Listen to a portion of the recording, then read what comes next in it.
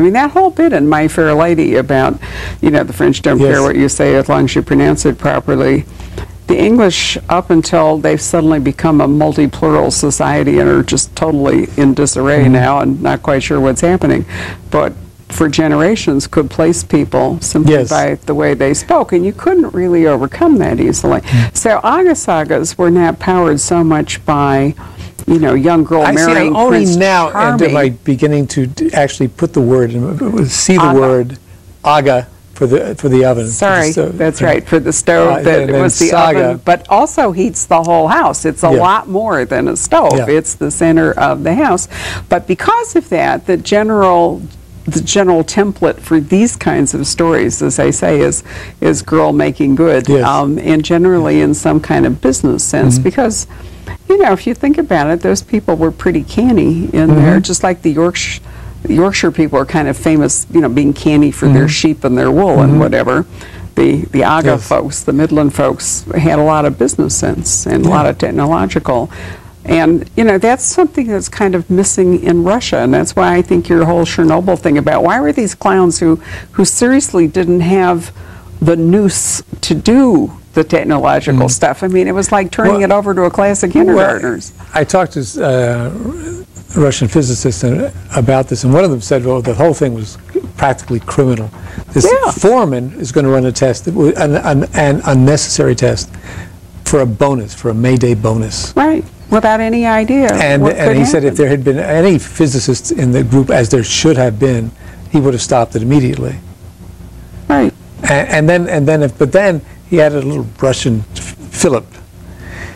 He said, and I said, well, what about this particular model? It had this unpredictability at low power.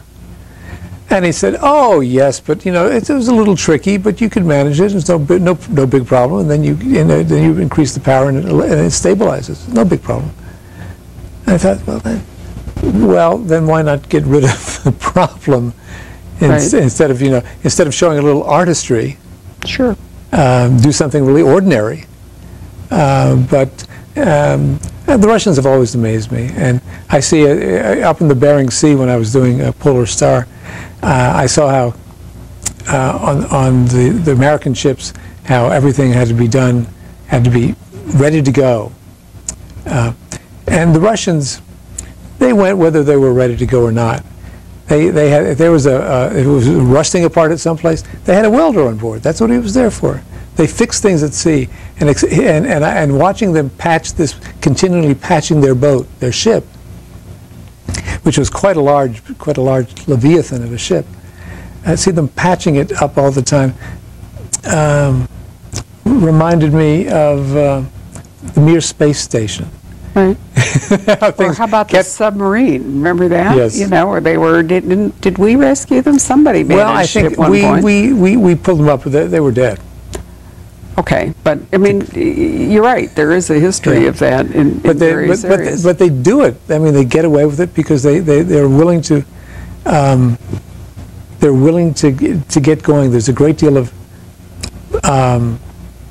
energy there that I find very attractive, appealing people to write about. But there is a core of fatalism and a willingness to die that in our society is not nearly as omnipresent. I think that I don't think we have seen that kind of willingness to die since the Civil War. I think we possessed it at that point because you think of it as ranks of soldiers who just marched with straight into You saw it, I think, in the trenches in World War I for the Europeans, but not for the American Expeditionary Force. But, you know, there's the Challenger thing, for example, really, you know, was so devastating to the American psyche because we didn't expect anybody to die in space, and the Russians, I suspect, you know, had a very different, you know, it's more like, well, we're going to lose some, but there we go. That's it. And it is a different flavor. Well, you certainly have produced over the years a very impressive body of work, and you've amassed quite a few awards on the way. So it's worked out pretty well for you all these years. Well, hasn't it? For a guy who's really just looking to, you know, to not to get a job, it's pretty. The fact is that I was very lucky with all the Gorky Park books and the ones that followed because of Arkady. He's he's a very interesting person to be with, and I'm with him for long hours, for years, and he's made me a brighter person, because I'm up against a problem in one of the books, and I think nobody could solve this, and then I say, what would an intelligent man do? And then somehow that frees me up, because I can't imagine to fix myself, but I can imagine someone more intelligent fixing the problem, or fixing the plot, or getting out of the situation. So it's not given to every writer to create an iconic character, but you certainly have succeeded with Arcady, and I think that's a remarkable achievement. He has a life of his own. He does. And we give you a little screen credit now, but the bottom line is, he's become a real person for the people who read him, and that must be a remarkable feeling for you. It is because it is separate from me. When people come up, they say, "I love Arcady." They never say, "I love you." There was a wonderful scene, and a great story about someone from the audience approaching Heifetz and saying, "Your violin makes a wonderful sound," and he said, "Does it?" I don't hear anything. Forgetting that he was playing it. But that separation does exist much more in writing, and I feel that.